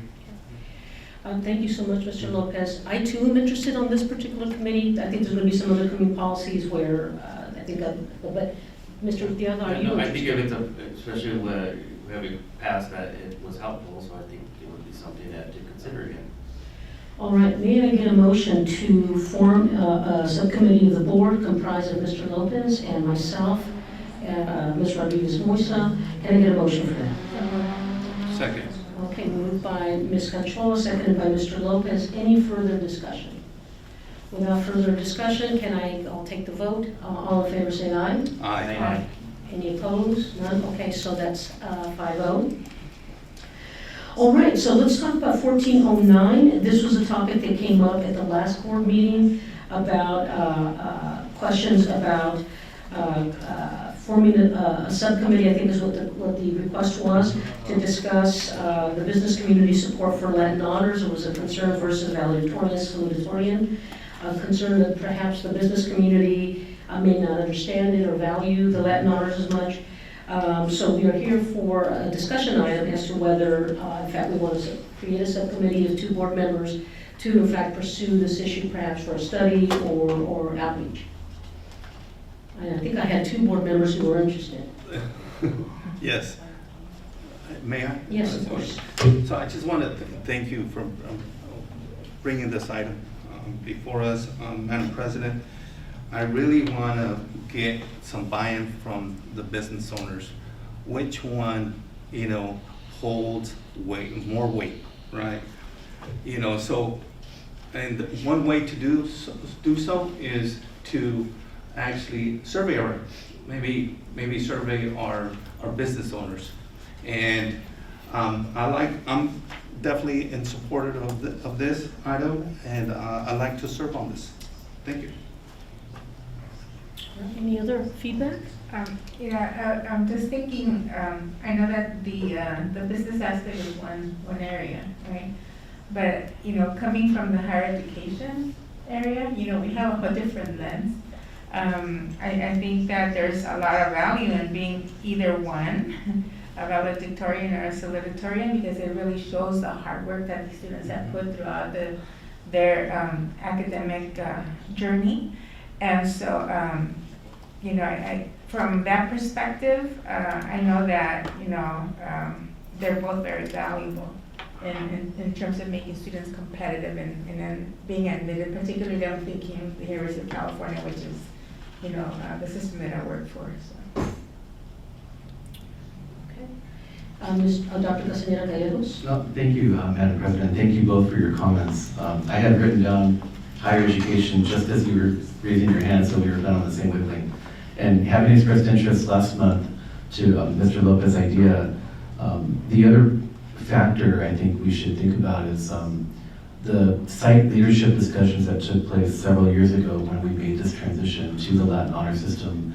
And Dr. Vito, correct me if I'm wrong, but I believe there was a group of folks from different sites that met for over a period of months and did some research. And so it would be helpful, I think, for this subcommittee to be able to have access to that report or that research that was done, why we made the shift when we did. I gave a little bit of history last month, but I think it's helpful to just look at the work that was completed, since it was done very thoughtfully. And even though it was a number of years ago, I believe it's still relevant now. And I just wanted to offer that thought, that consideration. Thank you. Yes, Dr. Would it Vito. also be important voices to hear from families and students on whether, as well, of our current students on their thoughts on this versus the valedictorian? Madam President, Yes, I think these kind of discussions will be, or these items will be discussed in the subcommittee. And I'd like, if we agree, of course, maybe some questions, be sent to the subcommittee's way. Yes, so the way I envision the subcommittee is that even though there's other input we're going to seek, you're focused solely on getting input from the business community. This does not mean we're going to change the system. This is just some sort of survey, getting some information back, and that's just going to be presented at some subsequent board meeting. And everybody, hold on, we're not changing the Latin honors. We are simply exploring whether our business community is confused or believes that there's more value to whatever the survey questions that you guys ask. But that is not an indication that we're going to change it. It's just getting input, is how I understood Mr. Lopez's interest in the meeting last month. That's right. Okay. That's right. And you guys will determine what the survey says, who it goes to, if it's just the Chamber of Commerce's or anybody else. But that's what I would leave to the subcommittee. But any change to Latin honors is a much larger discussion. Yes. And that's my understanding, board, that's our understanding. So at this point, no input from families yet until this process is done. And no input from, I know you guys probably have a lot of opinions sitting out there, but until, we just want to get this information to see if the information may simply be, no, we like the Latin designations. And then that perhaps ends the discussion. All right, so I think there was an interest. Who would like to serve on this besides Mr. Lopez? I'm looking at Dr. Castañeda Calleros. Yeah, I guess I just, I think it's too myopic just to focus exclusively on the business community, since that's just one part of our audience. So that's why I'm having a little hesitation. I don't know if Mr. Lopez is willing to, broaden the scope. Go ahead, Mr. Yeah, Lopez. absolutely. I mean, consider approval. Just again, maybe we can amend the motion. Okay. Mr. Castañeda Calleros, Mhm. I'm okay with your amendment, but I just wanted to hear from the business community as well. That's all. Okay. And I really want to hear from the higher ed community. So if you're open to maybe a friendly amendment, consider approval to select 2 board members to form a subcommittee to discuss business community / higher education community support for Latin honors. Yeah. Auditorium, salutatorium, then I'm good. Yes, absolutely. All right, and that's going to be a friendly amendment to your motion? Well, Forget who made the if Mr. motion. Lopez thinks it's friendly. We don't think anybody has made a Oh, motion. goodness gracious. Okay, can I get a motion? I'll move to make that amendment if it's accepted. Just the original motion, because there was Original no... motion. Oh, So you move to approve, to create a subcommittee of the board mhm. to inquire about. to discuss business community and higher education community support for Latin honors. Mhm. Yeah. Okay. Second, Mhm. did you capture it over? Okay. All in favor say aye. Aye. Aye. Any opposed? Okay. Passes 5-0. And again, this does not indicate any change in the Latin honors. This is just to give feedback. Okay. All right. Next item is the 14.10. Consider approval of revisions to the board policies 5000s and 6000s, our final reading. Yes, I know, I had the same thing. Ready? Did you have a report to make to us? Yes, please. Thank you, Dr. Oviedo and board. This evening is the final reading of the revised board policies in the 5000 and 6000 series, covering students and instruction respectfully. Since the first reading at our March board meeting, we have incorporated your feedback and recommendations. And all policies have been reviewed and vetted by district council. At this time, we respectfully ask your approval of these policies. We are happy to address any remaining questions or comments you may have. All right. I don't have a motion yet, but let me get the motion and then we'll see if there's any questions. Can I get a motion to approve, approve the revisions to board policies 5000s and 6000s, final reading? So moved. A second. Moved by Dr. Castañeda Calleros, seconded by Ms. Canchola. Any questions for Ms. Bazogian? Billy. Any questions? All right, thank you so much for your and your team's hard work. I'm a lawyer by training, so it's the kind of stuff that I do for a living, and it's no fun, but then sometimes it's fun. And what I really enjoyed about the process was learning so much about the different parts of the educational programs. And thank you for your patience in answering my questions and explaining. With that, I'm going to call the question. All in favor say aye. Aye. Any opposed? All right, passes 5-0. No problem. All right. Thank you. Okay, let's go to the next item, 14.11. Consider approval of resolution number 2526-35, ordering biennial governing board election. This is, of course, required for us as there is an election in November. And so do I have a motion? Motion to consider approval of resolution number 2526-35, ordering biannual governing board election. Thank you, Mr. Lopez. Do I have a second? Second. Second by Mr. Urquiaga. I don't know if there's any discussion. I know that last time Dr. Castañeda Calleros officially announced that he was running for re-election. I might as well officially announce I'm running for re-election. So I am a yes on this item. Okay. All in favor say aye. Aye. Any opposed? All right, passes 5-0. And I am officially Oh, and officially, online Mr. right Urquiaga. as well. Very good. All right, let's go to item 1412, consider approval of resolution number 2526-30, issuance of the 2026 general obligation refunding bonds. Dr. Oviedo. Yes, and we do have a report for this, and I'm going to turn it over to Deputy Superintendent, who will introduce our Thank you, financial Dr. Oviedo. request. During our last bond issuance presentation, the board asked our advisors at Kegent to notify the board of any refinancing options that would be beneficial to our community. To do just that, I'd like to reintroduce Mr. Chet Wang, Managing Director from Kegent Advisors. Mr. Wang, thank you for being here. Thank you very much, and good evening, President Wesson, members of the board, Dr. Oviedo, staff, and community. I'll keep this presentation as short as your other items, hopefully. But as Mr. Jamero mentioned, there's an opportunity to refinance bonds that the district previously issued for taxpayer savings. So we'll review what the structure of a refinancing looks like, market conditions, and what next steps might look like. So the prior candidate is the 2016 refunding bonds, which at that time, 10 years ago, also provided savings to district taxpayers. Those are callable on August 1st, 2026, and under IRS rules, you can pay off bonds that are within 90 days of that call date on a tax-exempt, lower interest rate basis. So we're replacing higher rate debt with lower rate debt without any extension of the original financing term. That original financing term for the 2016 bonds ends in August 2034.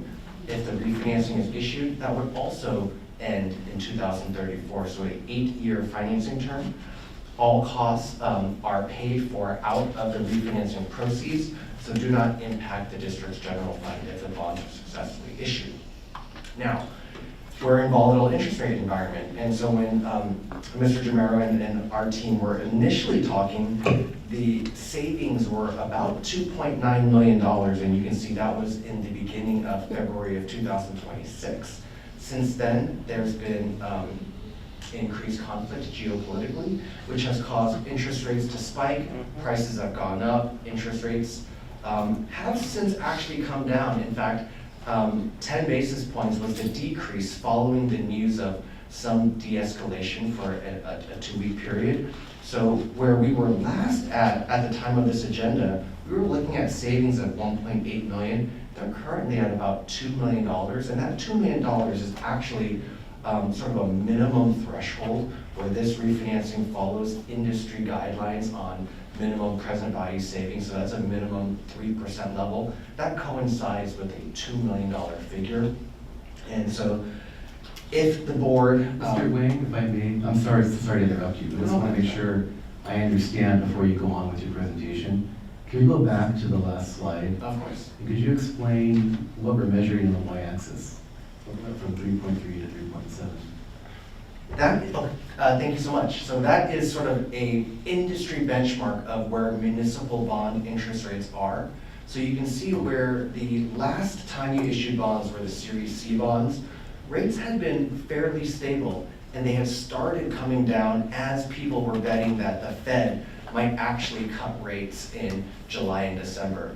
Those have since, the market is since predicting that those rate cuts will not happen. Okay. And in fact, a hike could be on the table to stem the rise of inflation. So thank you for the clarifying question. These are municipal bond interest rates. Okay, great.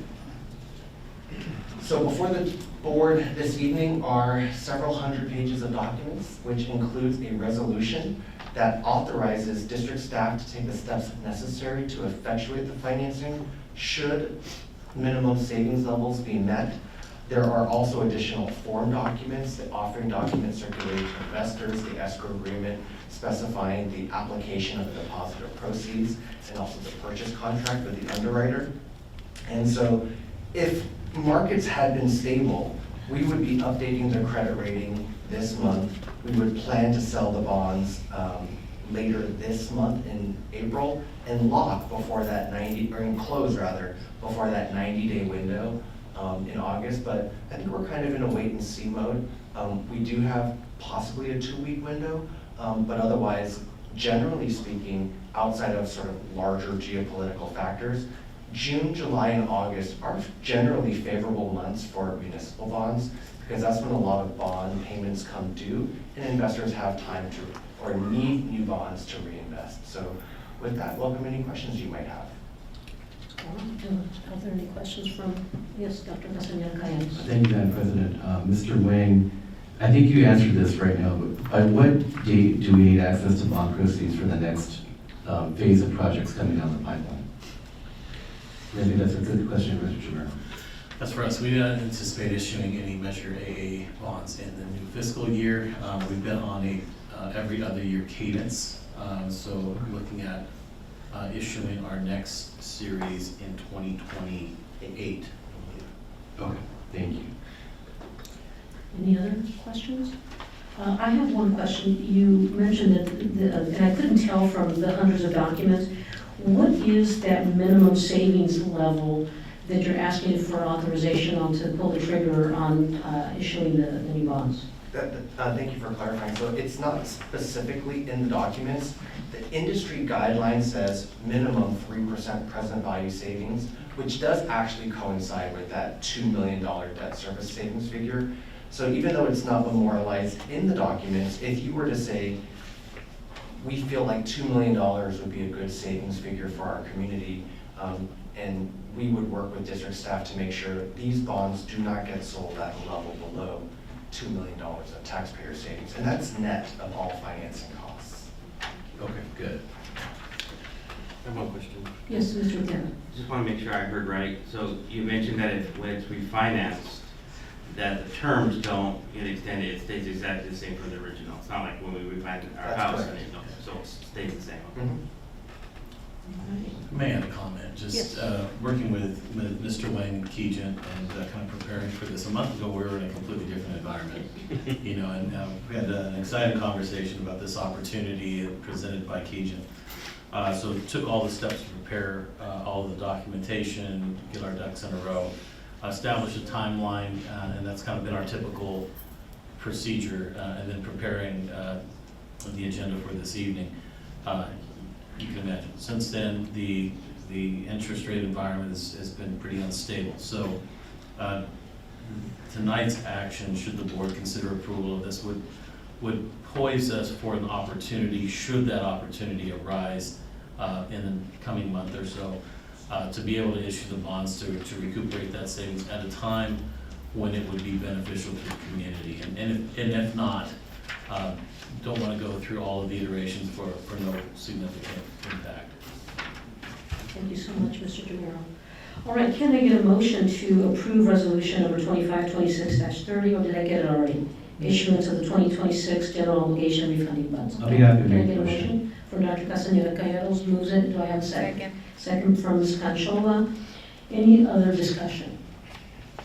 All right, all in favor, please say aye. Aye. Aye. Any opposed? All right, the vote is 5-0. All right, let's move to the next item, 14.13. Consider approval of the personnel report, 2526/10, and report of resignations. Ms. Gerald. Thank you. So today we have two new classified staff members that will be joining us, as well as one classified promotional. And as you'll see, there's a list of several names on there. We entered into an MOU with CSEA this last year to try to self-fund stipend for employees. And so there's pages and pages of employees listed who qualify for self-fund stipend. So that takes to answer any questions, if not. Any questions from any of the board? All right, can I get a motion to approve the personnel report? All right, moved by Mr. Lopez, seconded by Ms. Conchola. Seeing no questions, all in favor say aye. Aye. Any opposed? Motion passes 5-0. All right, I'm now going to item 15, future topics. Does any member of the board wish to be heard with respect to potential future items? Yeah. Yes, Ms. Conchola. Yes, so I wanted to explore the possible partnership with the LA Opera. And I also had a conversation earlier with Dr. Oviedo regarding coming up with some kind of an idea to highlight some of the great things that are happening at each one of our sites or that we've celebrated. to really highlight and then show, kind of showcase it out in the community. I want to have, visibility for all of our sites, because everybody's doing such amazing work. And so I would like us to look into that and what that platform would look like. Thank you. Thank you. Anyone else? Mr. Lopez? Yes, I know we talked about it March 14th, about board compensation. Again, I know we're gonna bring that up, bring it back, I should say, at another date, but I just, when President and others agree. Thank you. Thank you, Mr. Lopez. Thank you. Dr. Castañeda Calleros. Not necessarily a board topic, but I just wanted to express my interest in learning when our next state of the district is going to be. Really excited about that, and I imagine it'll be in the fall. We have plenty of time, but it'll be here before we know it, and I think it'll be hopefully a little easier to plan this time around than it was the first time, and I just look forward to that. Thank you. Thank you, and I think we'll just put that on the board weekly updates so that everybody can put it on their calendar now. Mr. Guerra? No? I do have one item, and mine can wait a little bit, but it is of concern to me. That has to do, especially given the great success of our women athletes, our young women athletes. I'd like to get a report, a presentation from our athletic director about the resources in terms of equipment and resources that are available to our women athletes and their access to facilities at each of our high schools. I want to make sure that we've got no Title IX issues.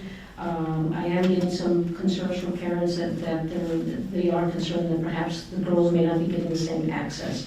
So if we could put that on an agenda at some future time as a presentation, I would appreciate that. Okay, and then I notice on the moving to adjournment that we have the wrong date.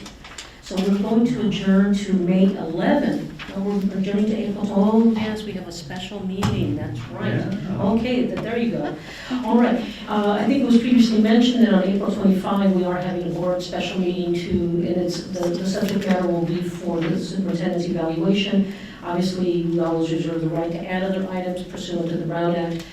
So can I get a motion to adjourn to the April 25, 2026 board meeting? All right, everybody move. Mr. Piaga, we'll be giving him the benefit of motion to adjourn, and will Ms. Conchola second. All in favor say aye. Aye. Any opposed? All right, and the time should be reflected as 8:55 p.m.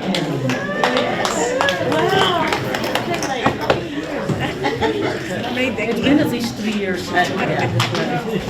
Don't get excited, May's agenda's all ready. May's agenda's for the 5. Nice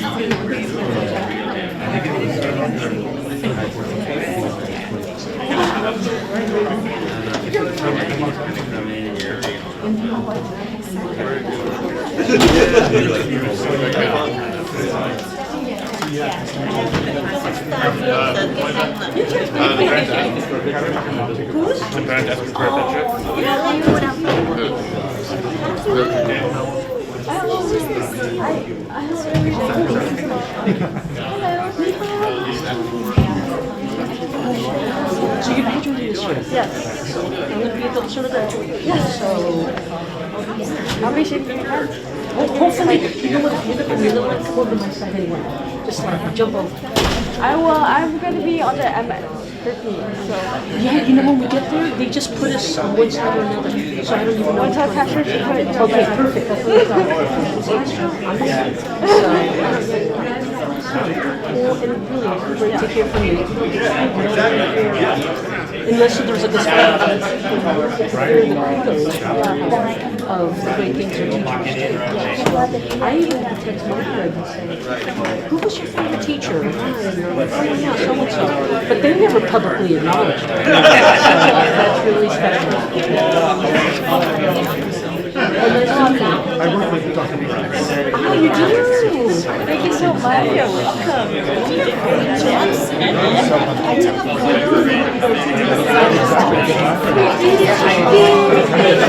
So sweet. That you were going to do that. Very thoughtful. Thank you. How you doing, man? Hi, man. Really quite nice to meet you. Look fabulous, but